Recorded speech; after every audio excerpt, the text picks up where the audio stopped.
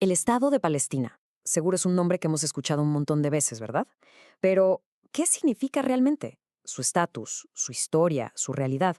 A menudo todo se siente súper confuso, como lleno de contradicciones. Bueno, justo para eso estamos aquí.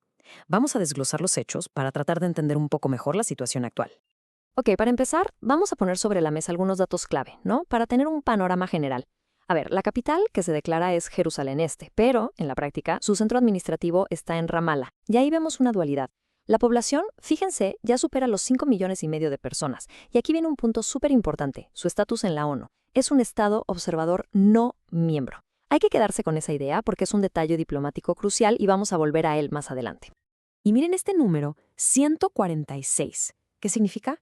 Bueno, esta es la cantidad de países miembros de la ONU que a día de hoy reconocen oficialmente al Estado de Palestina. O sea, estamos hablando de una mayoría súper clara, más del 75% de todos los miembros de Naciones Unidas. Ok, para poder entender bien todo este tema tan complejo, lo dividimos en 4 partes. Primero, vamos a ver qué es el Estado hoy en día. Después, nos echamos un clavado a sus raíces antiguas para entender cómo se formaron las identidades modernas. Luego, nos vamos a enfocar en el siglo XX, que fue clave para el conflicto. Y para terminar, revisamos la ocupación y el reconocimiento internacional hasta nuestros días. Venga pues, empecemos con la primera parte. ¿Qué es el Estado? Vamos a darle una mirada a cómo se ve la cosa hoy, tanto en lo político como en el mapa. A ver, geográficamente es complicado. No es un territorio de una sola pieza, está dividido en dos, Cisjordania por un lado y la Franja de Gaza por el otro. Y en medio, pues, está el territorio de Israel. Imagínense el reto que esto significa. Esta fragmentación es un obstáculo enorme para gobernar, para la economía y hasta para la idea de unidad nacional. Muy bien, ahora, para de verdad entender lo que pasa hoy, es inevitable viajar en el tiempo, porque créanme, este conflicto no empezó ayer. Sus raíces son súper profundas y son la clave para explicar las identidades de hoy. Fíjense qué interesante, hasta el propio nombre, Palestina, tiene una historia muy enredada. El origen viene de los filisteos, un pueblo muy antiguo, pero fueron los romanos los que le dieron un giro político. Después de aplastar una rebelión judía, decidieron renombrar la provincia de Judea como Siria-Palestina. Fue una jugada deliberada para tratar de debilitar la conexión judía con esa tierra, usando el nombre de sus viejos enemigos. Y si vemos esta línea del tiempo, ¡wow! La región ha sido como una autopista de imperios. Por ahí pasaron cananeos, israelitas, luego los romanos, los califatos árabes, los otomanos, los británicos, o sea, una lista larguísima. Esto hace que sea súper complicado que alguien reclame un control histórico sin interrupciones. Y justo sobre ese punto, miren esta cita de Juan Miguel Zunzunegui. Es una idea muy fuerte, ¿no? Dice que la historia muchas veces se usa como un arma. Esa pelea de quién llegó primero casi siempre olvida que en realidad casi todos los pueblos en algún punto llegaron de otro lugar. Entonces, es importante aclarar algo. Cuando hoy hablamos de la identidad palestina, no nos referimos a los filisteos de la antigüedad. No. Se refiere más bien a la herencia de toda la gente que se quedó viviendo en esa región por siglos, cananeos, arameos, y sí, también personas que en algún momento fueron judías, luego cristianas y después musulmanas, y que con el tiempo adoptaron el idioma y la cultura árabe. Es una mezcla de muchísimos pueblos. Y con esto llegamos a un periodo que lo cambió todo, la caída del Imperio Otomano. Aquí es donde de verdad se sembraron las semillas del conflicto que vemos hoy. Fue cuando las potencias europeas llegaron y, literal, empezaron a trazar nuevas fronteras en el mapa de Oriente Medio. Y aquí tenemos que hablar de un concepto clave, el sionismo. Ojo, en su origen no era un movimiento religioso, sino político. Fue una respuesta directa a siglos de antisemitismo en Europa. La meta era muy clara: crear un Estado propio, un hogar nacional, donde el pueblo judío pudiera por fin sentirse seguro y tener su propia autodeterminación. Ahora vean esto. La Declaración Balfour de 1917.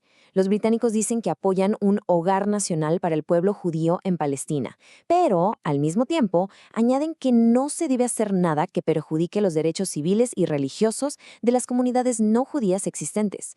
A ver, aquí hay una contradicción gigante, ¿no creen? ¿Cómo haces una cosa sin afectar a la otra, si la gran mayoría de la población en ese momento era árabe? Esta ambigüedad ha definido el conflicto desde entonces. Pasan las décadas, hay migración, compra de tierras y, para 1947, ¿qué porcentaje de la tierra en Palestina era legalmente propiedad de organizaciones e individuos judíos? Solamente un 7%. El resto, la inmensa mayoría, seguía siendo propiedad de árabes. Y entonces llega la ONU con su plan de partición. Y aquí las cosas se ponen todavía más tensas, porque a pesar de que la población judía era minoría y poseía solo ese 7% de la tierra, el plan les daba el 55% del territorio. Como se podrán imaginar, los líderes árabes vieron esto como algo totalmente injusto y lo rechazaron de plano. Y bueno, eso nos llevó derechito a la guerra. Y después de la guerra de 1948, ¿qué pasó? Pues que el nuevo Estado de Israel terminó controlando no el 55% que proponía la ONU, sino esto, el 78% de todo el territorio, mucho más de lo que se había planteado. Y para los palestinos, el resultado de esa guerra se resume en una palabra, Nakba, que en árabe significa catástrofe. Se refiere a que alrededor de 780.000 palestinos fueron desplazados, huyeron o fueron expulsados de sus casas. Esto creó una crisis de refugiados que hasta el día de hoy es el corazón de la identidad y de la lucha política palestina. Para ellos, la creación de Israel y su propia desposesión son dos caras de la misma moneda. Bueno, demos un salto en el tiempo y vámonos a la última parte. Vamos a ver cómo los eventos desde 1967 hasta hoy han ido moldeando el panorama que tenemos actualmente. Otro momento clave, la Guerra de los 6 días en 1967. En esa guerra, Israel ocupó lo que quedaba de los territorios palestinos, Cisjordania y la Franja de Gaza. Y esto es fundamental, porque aquí empieza la ocupación militar que, de hecho, continúa hasta hoy. Desde ese momento, casi todas las negociaciones de paz se han centrado en qué va a pasar con estos territorios. Y saben que durante décadas la mayor parte del mundo ha llegado a una especie de acuerdo, un consenso internacional sobre cómo se podría resolver esto. La fórmula es bastante clara, una solución de dos estados, o sea, un estado de Palestina independiente al lado de Israel, con fronteras basadas en las de 1967, la famosa Línea Verde, y con Jerusalén como una capital compartida. La gran mayoría de los países apoya esta idea. Y para que se vea qué tan grande es ese apoyo, miren esta gráfica.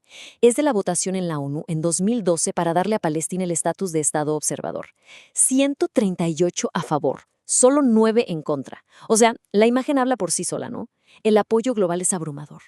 La pregunta es obvia, ¿no? Si casi todo el mundo está de acuerdo, ¿por qué no se ha logrado la solución? Bueno, esta cita de Noam Chomsky ofrece una perspectiva muy directa. Dice que un acuerdo político no ha sido posible por una razón, porque Estados Unidos lo ha estado bloqueando desde mediados de la década de 1970 y continúa bloqueándolo.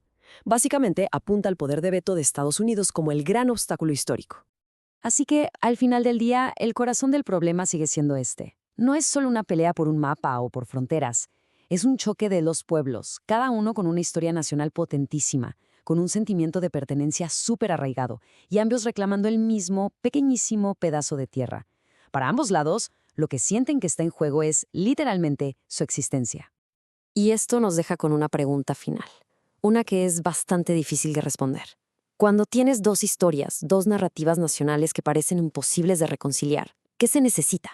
¿Qué se le tiene que pedir a ambos pueblos y también al resto del mundo para poder empezar a construir un camino hacia un futuro compartido?